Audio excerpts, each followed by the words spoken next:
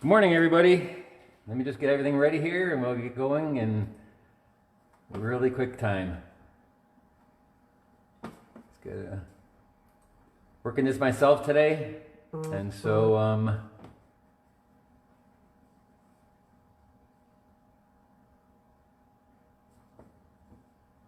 and here we go. I will be putting this up on my site, and I'm here by myself. And so if you put a comment up there, I may see it or may not because I'm be painting. But I will look up every once in a while and see if there's a couple questions and stuff. But we've got a lot to cover this morning. And so welcome, everybody. Dave Becker here. And I'm in McHenry again. My studio is in McHenry. And usually Saturday mornings I have a class. But this morning we're going to do it all around the world, right? So actually I'm going to try to go quick here today. And because I'm going to be doing two paintings. I'm going to do one on 300-pound arches, and I'm going to do one on plexiglass. And where I'm going to put the paper and glue it actually with water to this plexiglass. So we're going to be basically doing two paintings today. You can do either one. I just want to show you the difference and stuff between using a 300-pound paper and using a really thin 140-pound that I'm going to soak into water, and then we're going to place that into the bin of water, and then I'll flatten it down. And so basically two paintings, and actually while that one's drying, then I'll give you guys time also to have yours dry. And as you can already see, this one on 300-pound paper is the Stonehenge, and I already put masking fluid. I always call it mascoid, but it's masking fluid. I use Holbein masking fluid, and I already put it down and it's dried already. Well, if you do that right away, I am going to put on some gloves today just to practice nice, clean, keep my hands clean. And all right, so we're going to get going with this one, and then while we work this one, I'm going to have the other one ready to go, and we're going to be doing that wet into wet. This one's going to be wet into wet too, but the difference between these two that we're going to be doing is that this one will be soaked. I'm going to soak this paper, and this one I'm soaking it while I go along. Just two different ways of doing these things. This way, I learned actually from Linda Kemp. Linda Kemp does these. She uses really thin paper, and really cool that she the way she does that. All right, so we're going to start out with this one, and again, I use Stonehenge paper. This is 300-pound. That's 140. Stonehenge paper is a paper by Legion, and it's a cold pressed paper. 300-pound. This will not wrinkle, and I masked off this area only because this is what we're going to be painting today, is that we're going to do the flowers. They're going to be light, and so I don't want to kind of go around them, and I want to make a nice big wash. And you'll see on that one I'm not going to mascoid, but I'm just going to blot it up when we do the wet into wet one. This is going to be wet into wet also, but we wet it as I go along basically. So let's get started here. The paints, of course, are Holbein. Holbeins are awesome paints. I actually clean my palette, which I normally don't do, but I noticed that on the videos, so you can see what the colors I'm using. Otherwise, you can't kind of see what the colors I'm using. And I will, I'll see if I can't remember to say the name of the colors that I'm dipping into. So let's get started, and I'm just going to go in here and wet the whole surface. Wet the whole surface first using my BeckerArt brushes. This is a 1 1/4 inch brush, BeckerArt brush. They're Holbein gold brushes. They just happen to put my name on it, so that's pretty cool. But you can get them from my website if you do need to have these brushes. They come in a set of 6 if you want, or individually. And there's my, I just printed up, BeckerArt.net is where you can get to my website and get anything, all this information. You can get my Facebook page, my Pinterest page, all the pages that you have online. So now I wet the whole surface, right? And so later on when we do the other painting, I'm going to wet it and soak it. So, but now you can do that same kind of effect where I wet everything, and I'm going to do in the background. Working the background. And I'm just going to go in there right now, and that's horizon blue. It has a little bit of white in it, and as you can see in the picture, I'm going to go with a little bit by the painting, by the photograph I mean. I'm going to try to stick with those colors. You don't have to stick with those colors, and I actually normally don't ever stick with the colors, but you can use some of the colors from the photo. I find that like this this is basically red and green is going to be the complement colors. Blue is part of the green type of thing. So this is going to be like the background, like the sky, you can see through there. And now again, this is really wet. This is really soaked.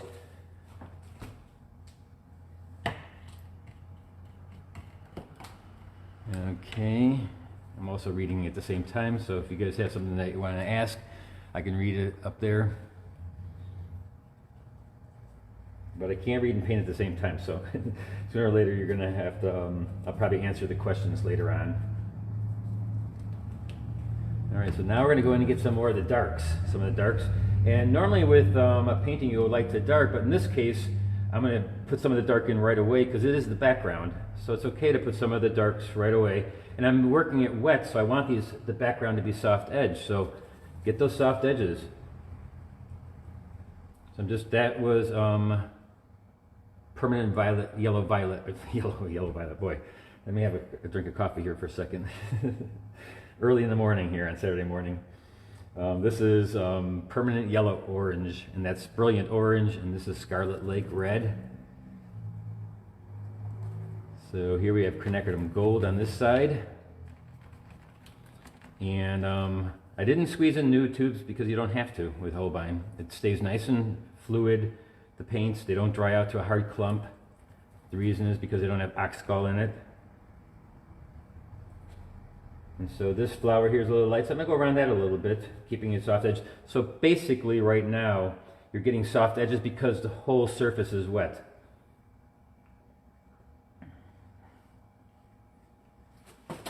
I can't see, 1 second.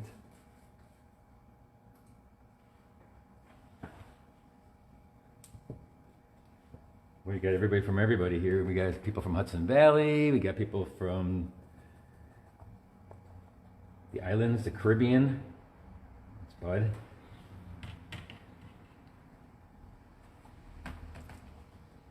So here I'm going in, and if you use pigment. Cheers, everybody. I'm gonna have a cup of coffee. If you use the pigment thick, then you can control the edge of the edge of the line in a wet into wet wash. See how I'm gonna go in here now? I'm just gonna take a really thick amount of paint. I don't have to put much water in my brush because the water is already on the paper. And so I'm going in here and just gonna control the watercolor with the amount of pigment you use to water ratio. The paper is wet, so I don't have to wet the pigment as much. I can keep the pigment very, very thick. And then it controls the edge. Now if an area starts, like I noticed up here, it's starting to get a little bit dry. So I'm going to take my Holbein mister and I'm just going to spray it up here a little bit. And that one looks like it's having problems, so we're going to take this one. There we go. Alright, so we're going to do that, and that way it'll get back to not so dry. I'm floating my pigment. Remember, floating your pigment. If you're in my class, you know, you got to float your pigment. I'm going to go around this little thing here, the flower. Even though it's going to be red, the one part is going to be darker and lighter, we can just go around that. And everything's going to be soft edge at first. And right now I'm coloring, right? And this is a big mess, right? You want it to be a big mess. I want it to be all over the place. This is the background. The flowers are going to stand out. And this picture is pretty dark in here. If you look at the picture, it's very dark. And you don't have to make it that dark exactly. I am using that image as my value study. So it's basically a dark area. Just going to feed this in here real quick. Dip in, thick amount of paint. Thick amount of paint to draw. Like these little stems. Ooh, right through my flower. Okay, that's okay. Right through. The thicker the paint is on the brush, when you wet the surface, then you can control the edge. You can control a line. Look at this, is a stem going down here. See how it's soft edged? But there we go.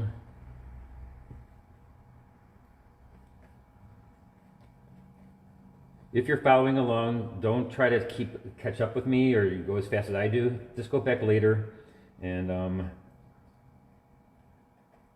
and draw it up at your own pace. You don't need to follow me to exact amount of time, because I'm a fast painter. I've been painting for many, many years, and I was an illustrator, and I do things quickly. You don't have to do it this fast. You can go back and watch this again. This will be on Facebook forever, basically, and then I'm going to also put it on to YouTube, and so you can go back in and then just replay it. I just want to get it done so that we can get to the other one, so I can do two. Let's say, see this area right here is a little bit more blue, and then I covered it up. You can also pull out by just taking to your brush, you pull out the color. You can just wet your brush, pull out the color, and then go in with the water again, and then just put that light color back in on top. So you can put light colors on top of dark colors, even if it's wet like this, because you're floating the pigment on top, and it will look transparent. And this blue here is actually a opaque color, but if I use it really wet like this and float it into the pigment, it'll come out pretty decent. I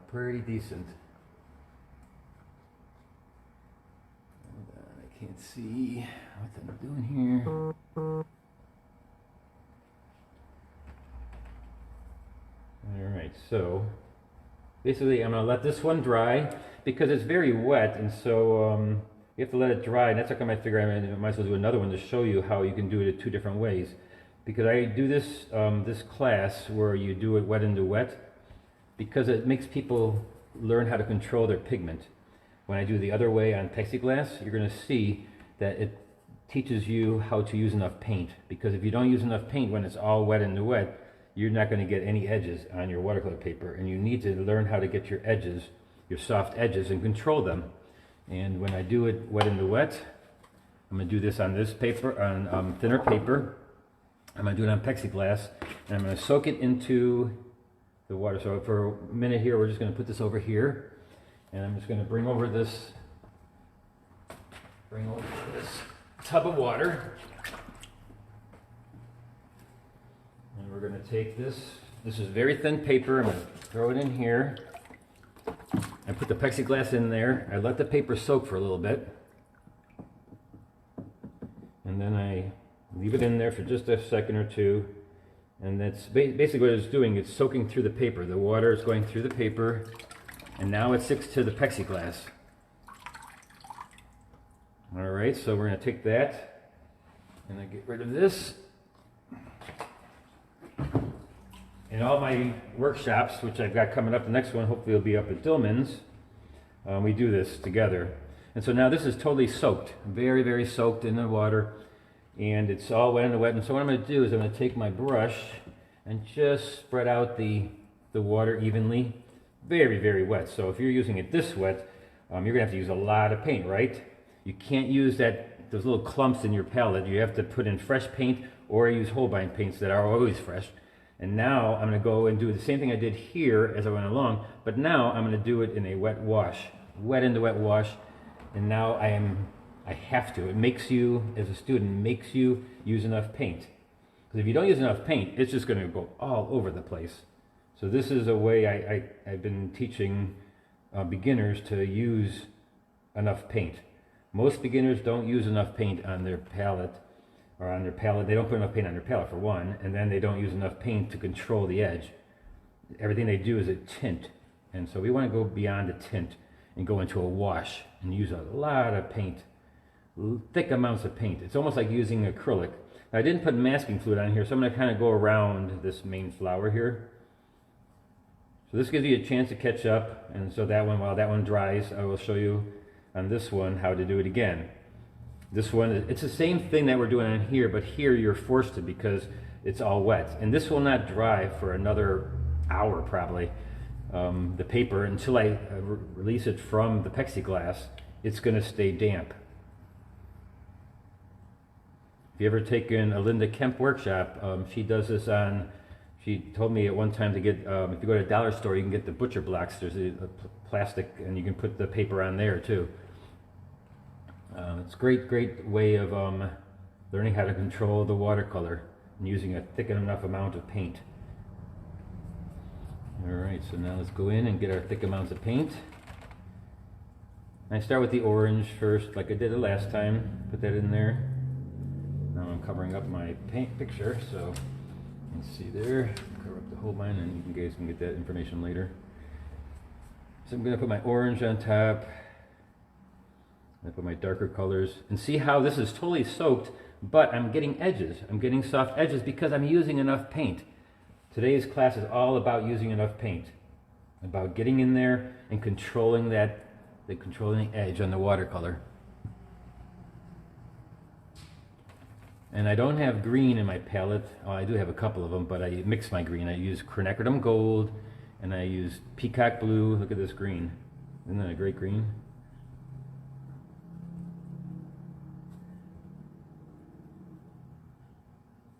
And of course, I'm not copying the photograph to a T. This is, you know, I can do whatever I want on this, and when I drew it up, I don't draw every single leaf. You can make that up. Although you can do it that way. I know some people that like to copy. If the photograph is beautiful and they want to copy it, that's great. Do that. You can do whatever you like. You're the artist. You do what you want.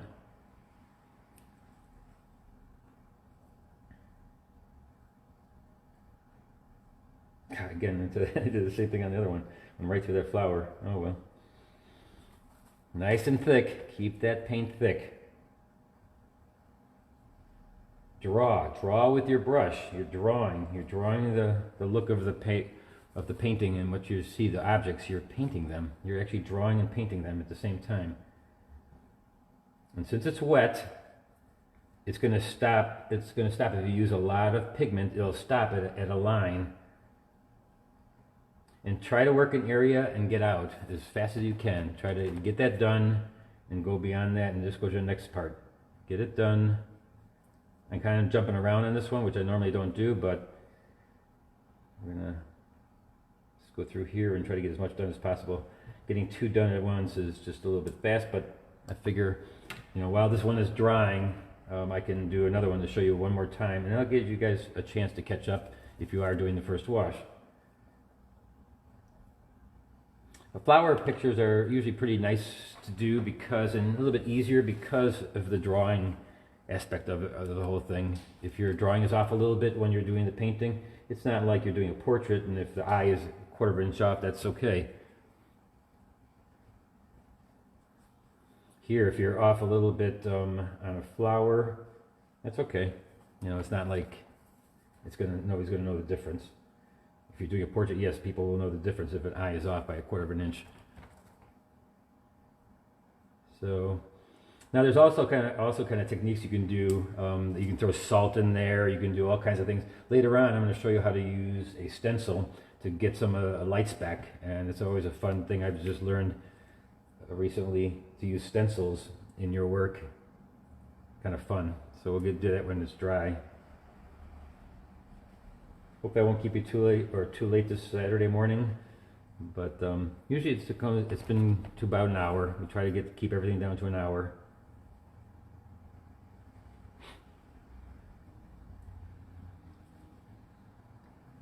So have fun with it, you know, just go in there, and I know these flowers are going to be red, so I probably should put a little bit of red in this area too. Knowing what color your main center of interest is going to be, which is my flowers, you want to put that somewhere else too. So I'm just going to dip in right here. And again, you can put light on top of dark, darks on top of lights. It's okay, as long as you float it. See, I'm going to put a little bit of that blue in there. Oh, watch this. I'm going to have a little fun and spatter a little bit. Oop, get it everywhere. And make it a little bit different. Oh, I spattered in there too, so that's good. If you want to, let's see, this is all dark and you want to get some light back in there, you can also pull out with your brush. Just take and pull out some of the color, the pigment. This is pigment, and that's what gives you the color, is the pigment. And the amount of pigment, again, gives you what's going to happen with the hard or soft edges. Let's use a little bit of this compost green. Now let's get a dark green in there again. This is Prussian blue, quinacridone gold. Nice and thick. I can get a mark. Get a nice mark in there of... Oh, look at that runniness. Isn't that great? You gotta love that. Love that about watercolors, that a lot of things that happen on its own. You don't need to do that much. You just sit back and watch it work. And that's why I don't like using the hairdryer, and why I'm trying to stay away from the hairdryer, is that these things go away when you use a hairdryer, because it pushes it and makes it a watermark, because then the hairdryer is making the watercolor dry faster, and it's not giving it a chance to work. So give it a chance to work, and don't have to use the hairdryer to catch up or anything like that. Now these were hard because this is starting to dry behind there. And this is 140, that's 300 pound. 300 pound absorbs a little bit more than the 140, because the 140 is thinner. And so it's sitting on top of the paper, especially the Stonehenge, it's on top. And so you're not gonna it's gonna dry a little bit quicker because it's just evaporating. And it's not like a sponge. This paper is not like a sponge where the 300 pound and even Arches is a little bit more like that. So just, I'm gonna put this one aside now, and I think that's pretty much cool. You can also do like scraping in there, you can put salt in there, you can take like a brush like this and you can pick up things, you can put in things like if you need to. This is just a Bristol brush, one of those, what do you call those? Chip brushes that you get like at Home Depot for like 50 cents. I know that John Lovett uses this one. He gave it to in my workshop. He one time did a workshop in my studio, and he uses this for his whole painting. John Lovett does, from Australia. Amazing. But you can just go in there and put texture. Let's put some texture in here. This is a chip brush. Like I said, go to your local Home Depot, Menards, and pick one of these up, and they're pretty awesome. Alright, so they have a little bit more texture on some of the things. Let's put this one aside, and so that'll be ready for, once it dries, I can put in the darks and the details. Now this one is almost dry. I'm going to put this one aside over here. My image back here. And so let's get ready to do the second stage.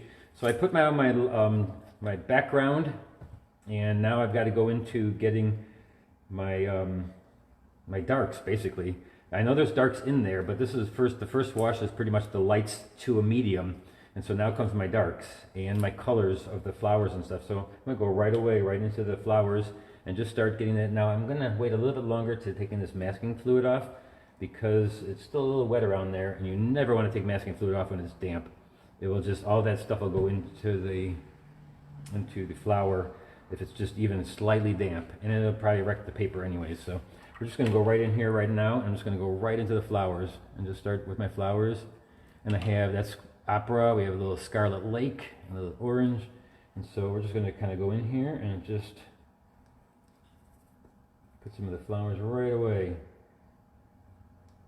It's a light, and normally the lights go in first, and I probably could have done that first, put some of that in there. But just, it's not exactly exact science that you have to do exactly certain things. Each painting is a little bit different. But normally you do light to dark. But since this is a main center of interest, I want to make the hard edges. I can't do that in the beginning because I'm working wet into wet. So here now we're just going to put the flower in there. Flower 1. This is a number 8 that comes in my set. Number 8 brush. This is the permanent yellow orange. Just going to get in the bud right there. Next flower. Just working my way across the flowers. And you notice how I dip into a lot of these. I use yellow, orange, darker orange, red, and even a little opera. You don't have to just use one color. And actually, when I actually draw this onto the paper, now that it's wet, that's kind of looking like all the same color. Now I go back in here and pick up some thick amount of pigment like I did on the very first wash, and then I apply it into the wet wash so that it floats on top of that flower. So it picks up some really nice pigments. See, that's still wet, and it'll float. Float some other colors in there. I'm floating a lighter color and maybe even a darker color. I'm going to put some purple in the center part or in the back part here. It's floating. It's going to give a soft edge on the inside of this flower. On the outer edge, it is going to be a hard edge. Coming down here to darks and lights. It's my dark time and my dark time. It's the time that I'm doing the darks. It's a very dark time here, basically.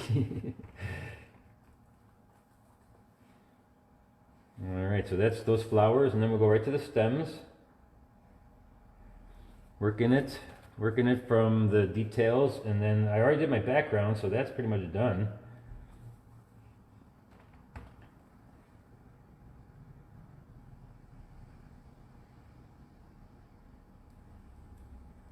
And so we're going to come over here. Now this flower, these flowers, and let me just take the masking fluid off.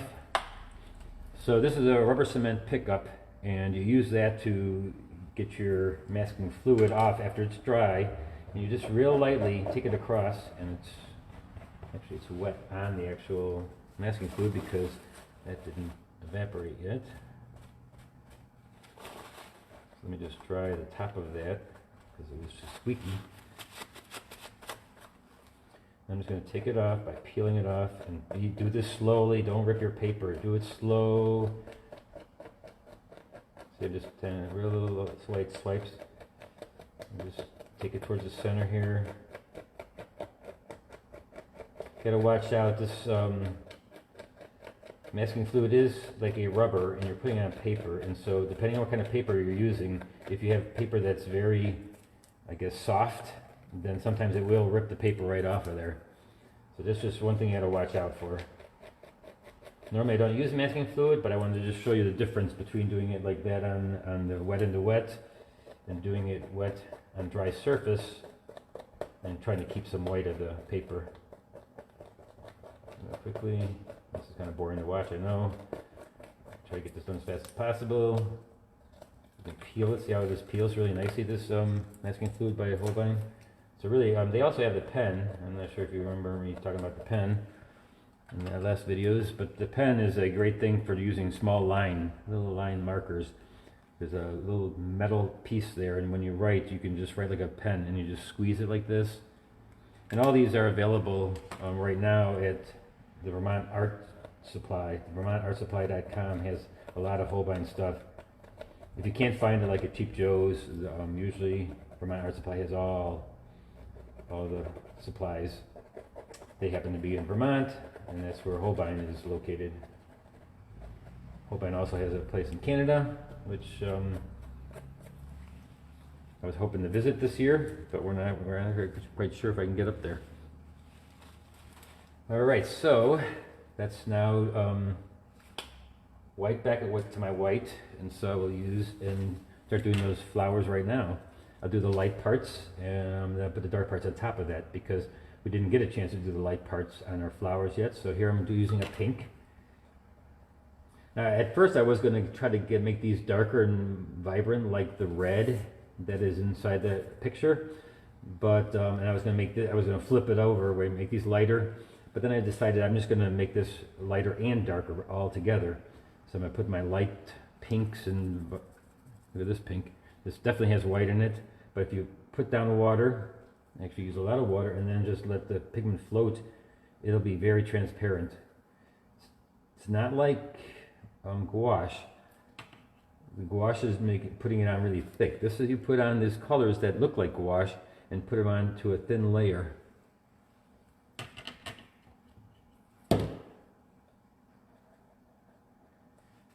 Like that.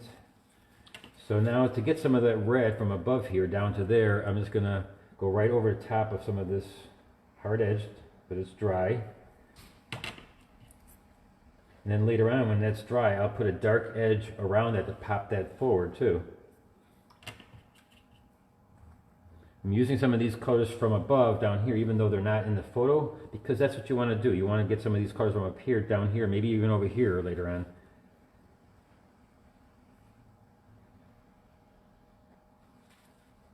Here I put masquerade there, and now I went right over it. That was smart. Okay.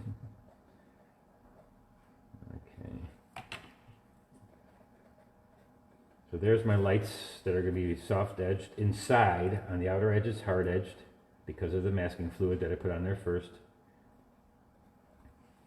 All right, now back to the darks. I'll let that dry, and I'll go back to these dark areas. So now we got some of these stems, and you'll pick apart a certain amount of these leaves out here, and you're going to be hard edged. And so before they were all soft edged because you were working wet into wet. Now they become hard edged, and so now is when you go in front of these soft edges and make another dimension. It comes forward. This leaf will come forward now, even though there's a one behind it, another leaf. But because you're doing this one hard edged, and it's even darker, which is like it's silhouetted in front of it, that's fine. And a little stem to there. And so it makes it lights or soft and hard edges, kind of juxtaposition between soft and hard edges. And that'll make it look like it gives it dimension.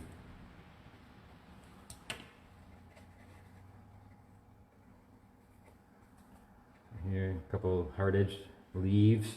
And now that's pretty ugly color, right? I mean, it's just blah. So why not put a little color? I'm going to use a little bit of this red and just throw it in there, like it's reflecting.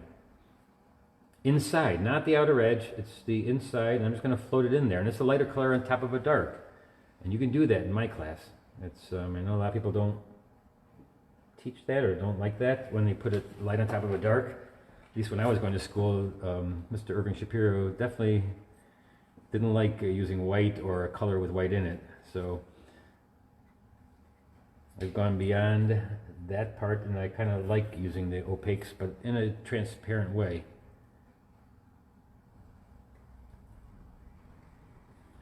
All right, so I'm getting a dimension coming forward. If you want to learn some of these things, I know you're learning it right now, hopefully, but if you want to take one of my workshops, they are online. Go to my BeckerArt.net and figure out where I'm going to be next. Is going to be Dillman's up in northern Wisconsin, which I did a demonstration for on Wednesday. But to sign up there, and then you do these things in classrooms, in a classroom setting, and we do these type of things in this classroom setting. And I do just like you're doing now. I do the first wash, you do the first wash. I do the second wash, you do the second wash. That's how I operate in my classes.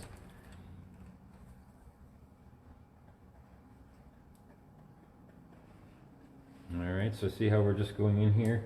So let's say I still don't like that because I'm gonna put some. It's still wet, so I'm gonna drop a little bit light in there. Watch this. Just gonna drop it in there, right into the wash.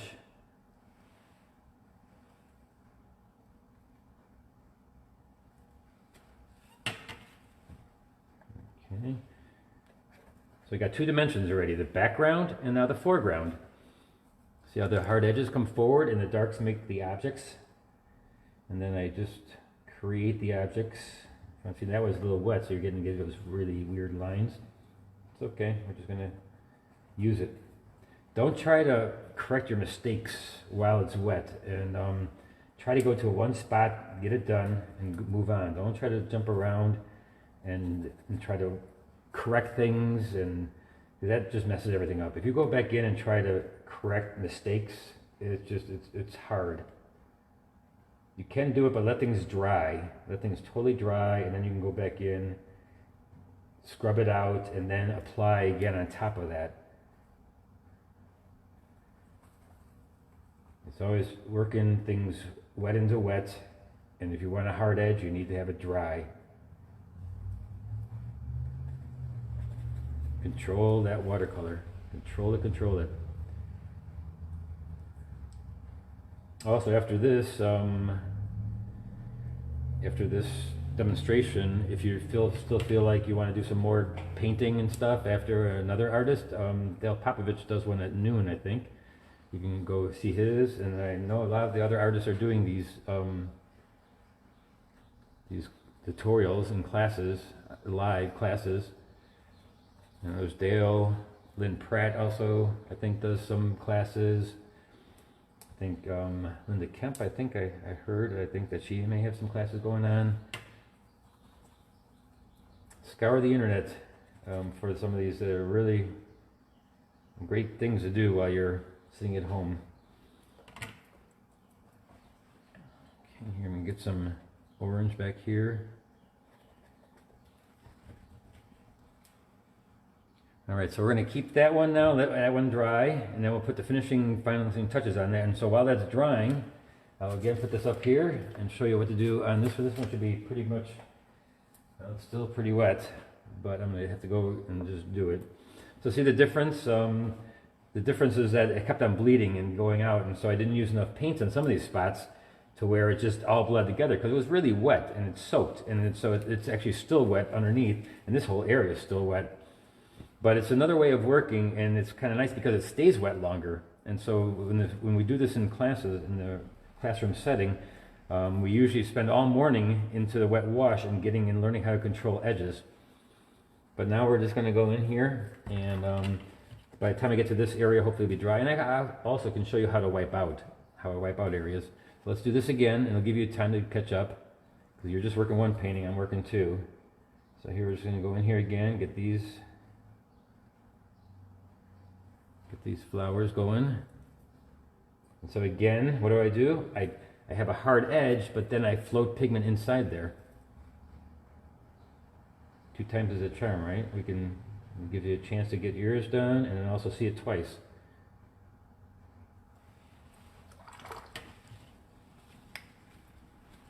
Okay, and just through here.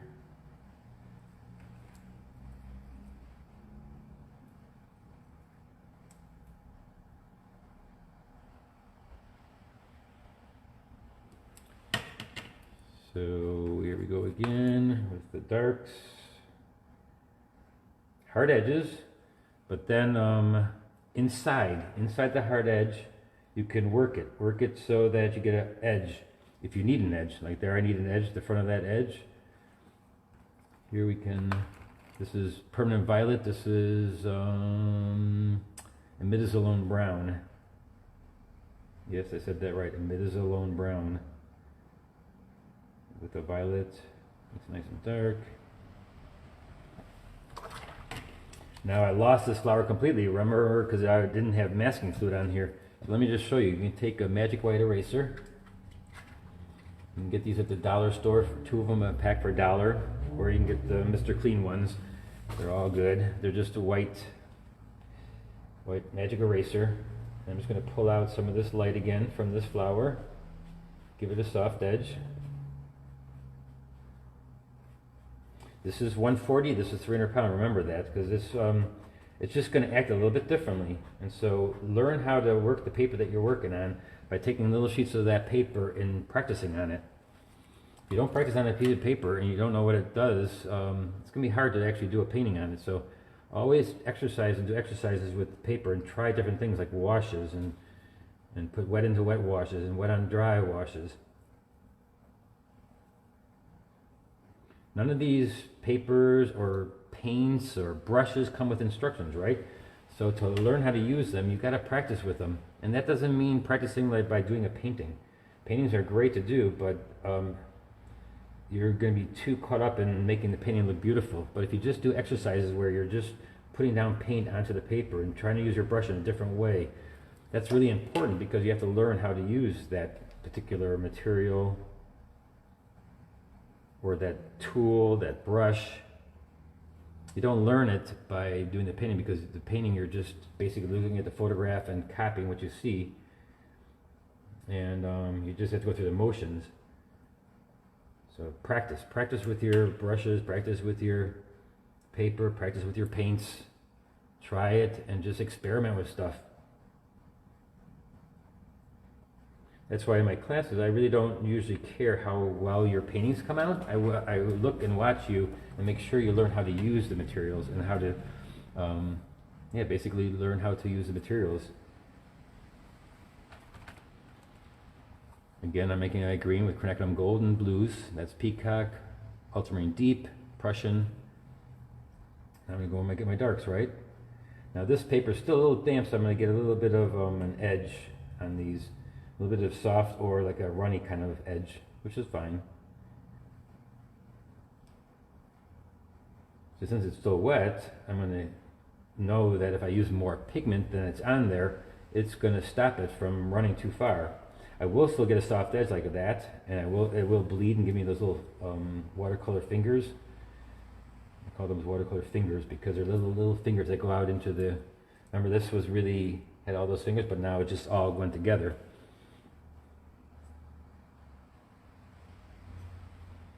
Again, if you want to use your magic white eraser, and let's say there's an area you want to make with light, just pull it out real quickly. Wet the magic eraser and just pull out some of the paint in that area. Put back in the water. Put back in the water that you need, because you need the water, remember, to float the pigment. You need water. This is watercolor. So I put water back there, and now I can put the lighter color back in that area and just float it. It will look fresh. It will look like you did it on the first wash, even though you didn't. It's magic. For all you people that don't know me as an artist, I love magic. I would love to, I think that's why I like watercolor so much, because it is kind of magical how it all comes together.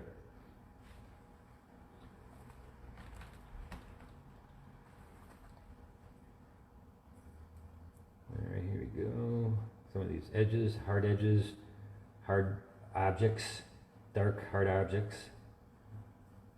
And to get those, you have to do it while it's dry. Remember, hard edges while it's dry.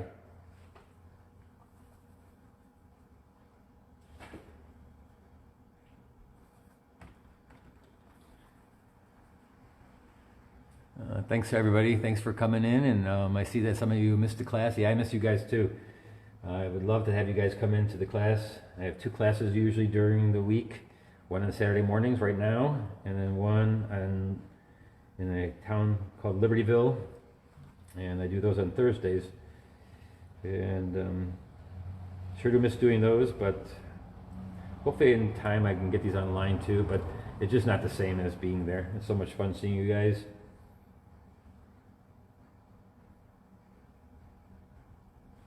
See, nice and darks here. Hard, dark edges. That way.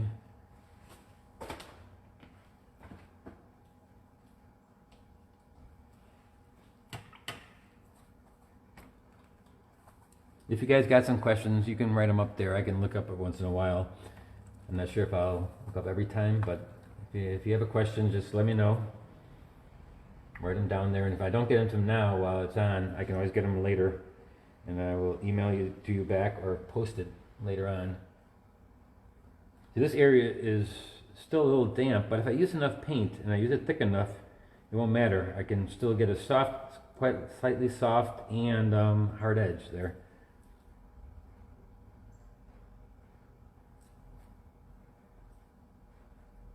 Again, remember, the hard edges make it come forward. And also the vibrant color. And since this is all this red over here, let's get some of the red over on this side, just to kind of bring a little bit over on that side.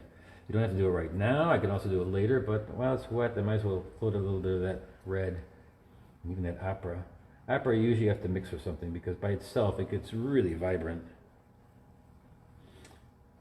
And so this one, I'm going to do a little bit of spattering too. I actually remember I was using this brush for this thing too. The John Lovett brush I was going to use. So I'm going to tap in here a little bit. Tap a brush there, get a little bit of fun in there.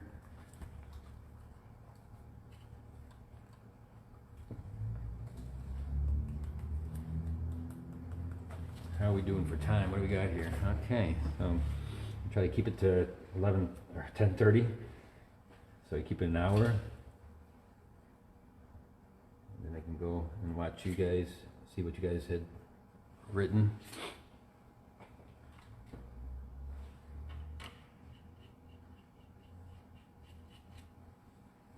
The magic eraser is I just see somebody just asked a question about the magic eraser. You can get them, the Mr. Clean magic erasers are the ones that you get in the store that have something inside them. I'm not sure what it is, but you can also get them from the dollar store. They're just sponges, and they're used for cleaning surfaces. But yeah, you can just go to a regular store and get them, and they're Mr. Clean magic eraser. That's what actually what they're called, magic erasers.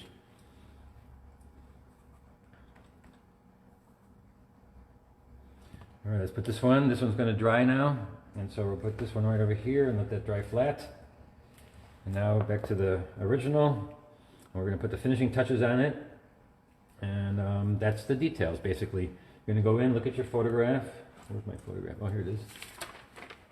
So there's the photograph, and so Now I'm going to go into the center of interest and try to make it look like it comes really far forward on it and really makes it look like the flowers that they are. And I'll use a smaller brush because now I'm going into details.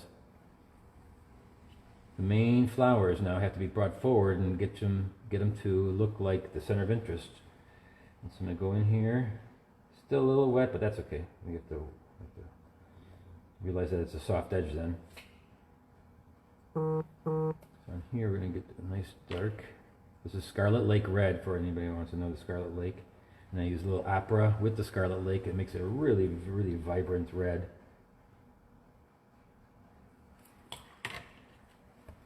So you're going to go in here and just get the details of the flowers. And if it doesn't look exactly like the photograph, don't worry about it. It looks like a flower. I mean, everybody's going to know that's a flower.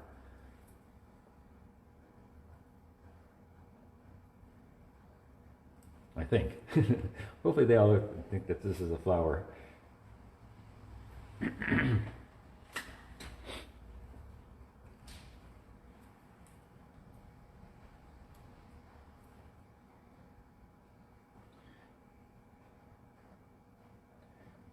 Somebody just asked about not seeing so much, and yeah, I do have a lot of colors with white in them.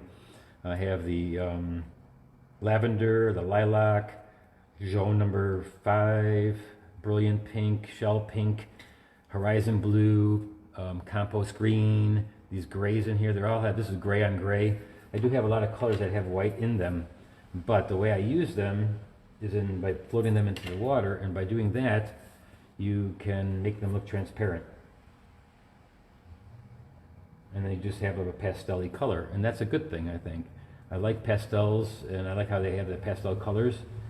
And so as a watercolorist, I feel like I need to use some of those colors. I love using some of those colors, and so, and of course my favorite color being the purples. And so the lavenders and lilacs. The lavender is great for getting grays and beautiful, beautiful colored grays.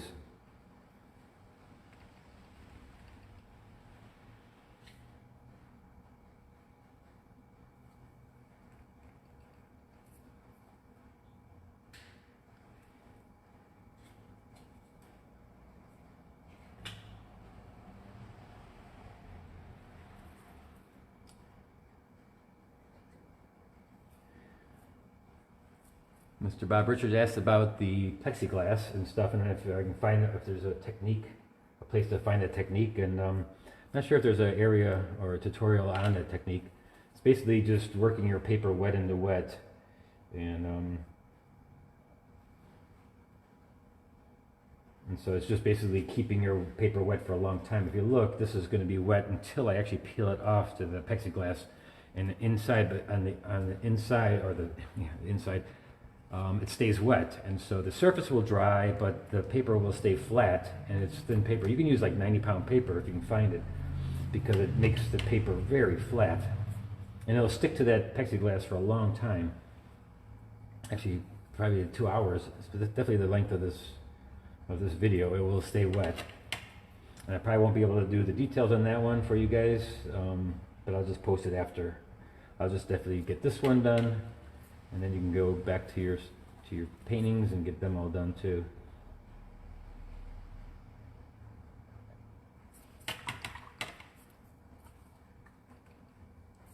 So here we just get details in here. That's the inside. I'm going on the inside, making a hard edge and making that come forward. Now if I needed to get this light, let's say this got a little bit too dark, this part, I can always rub that out too. And on the Stonehenge paper, it's actually very easy to rub out on the Stonehenge paper. Where like in Arches and some of the other papers that are softer and absorb, harder to rub that out because the paint is absorbing into the paper, where here it's laying on top. And so I can rub a little bit of that out of there if I feel I need to get a light back. So watch this, I can just take and I can rub, let's say if I wanted a little light right there. Take a paper towel and just rub and see how I can get that light to light back again. You just place it like that and you can get right back to a light of the paper. Here, let's say I want to get a little bit of this light. Rub it a little bit, peel up, and look at instantly light again. The biggest reason probably why I love this paper is because you can rub out and just bring it back to life. So you can also wet it like this and then apply let's say just a lighter on top of there and just let it float. See how it's floating? It's just going in there. So I don't mind if you're using these lights, and if you put it on top and into water and letting the paint, look at those little fingers. I don't know if you can show you can see that, but it kind of gives it a little bit of a mark right there. Diane just showed me, if you go on the Facebook page, she just finished one of the paintings. Awesome, awesome, looks great. Nice job, Diane Simon. She did a great job on one of her paintings. She followed along. Get the inside of this flower.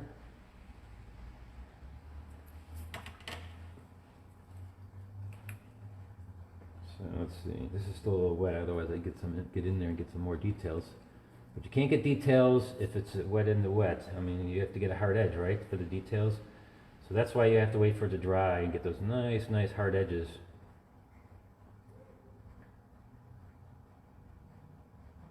Around this.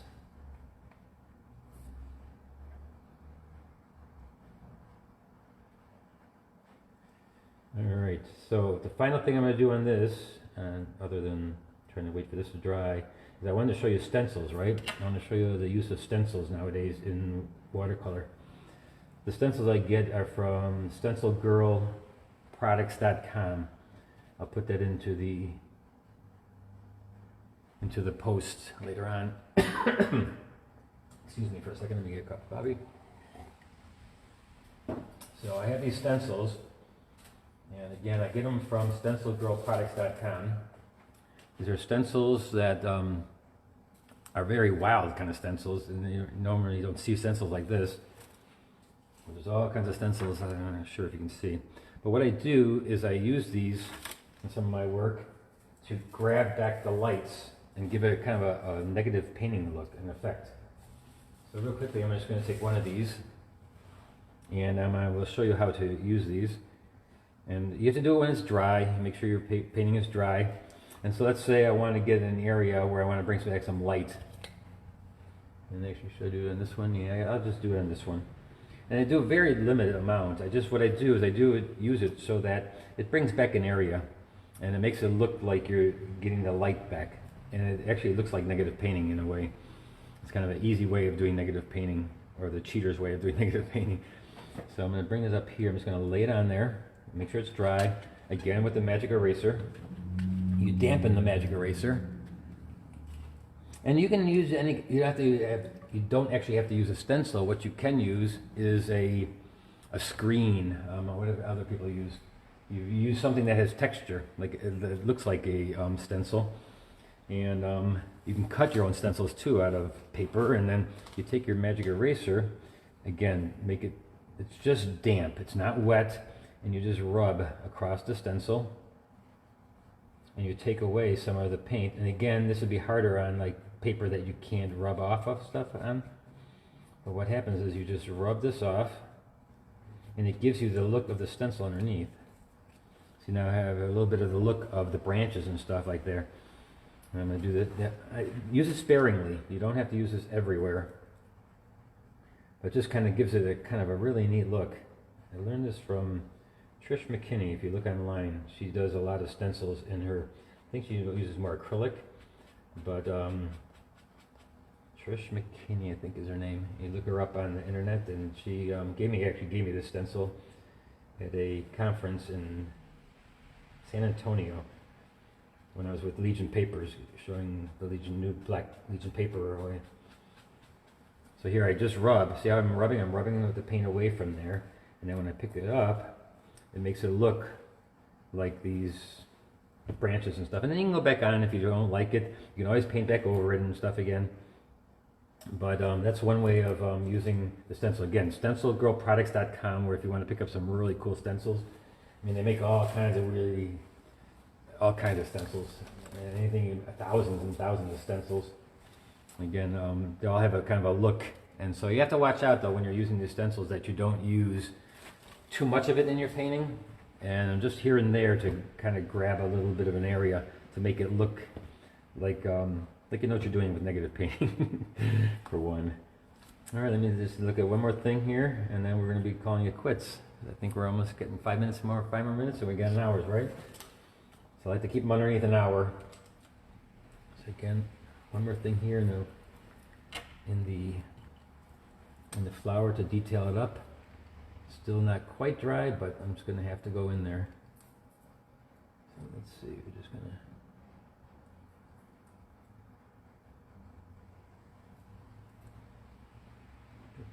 Here. Hard-edged detail, dots, maybe even the little dots in the flower.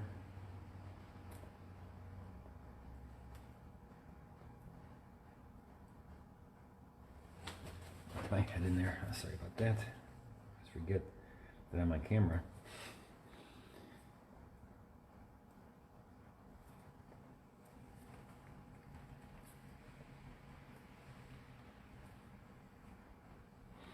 Somebody's asking where I get the stencils. Again, stencilgirlproducts.com. Stencilgirlproducts.com.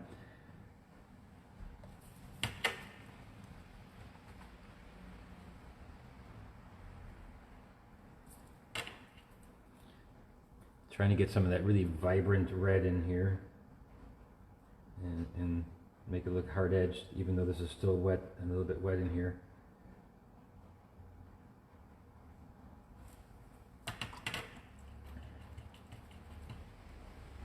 All right, so that one's good. That one's good to go. So I'm going to take the tape off of this one, and then I'm just going to look at the other one real quick, and then we'll call it quits for today. And again, I'm going to be doing these every Saturday morning. So look on my Facebook page to see what we're painting on Saturday mornings, and I show you the picture that we're painting on Tuesday. Usually on Tuesday I will come up with what we're going to be painting on Saturday. And I do a newsletter where it's inside the newsletter also. So if you want to see my newsletter or get my newsletter, oh, this tape doesn't work good with rubber gloves. Go to BeckerArt.net, like it says right there. You can find all my pages, all my Facebook pages, and so the only thing left on this one would be to then, and I can't do it, sorry. I'll finish this one up and put it on my Facebook page. But this one needs the hard edges in there. But it stays wet longer, and so I knew that it would not be able to get dry in the time that we're going to do these. So I'll just finish that up and put it on my Facebook page after we're done. And you can come back, and again, you can find this video on Facebook afterwards and just go through it again if you'd like. So let me get this up in here.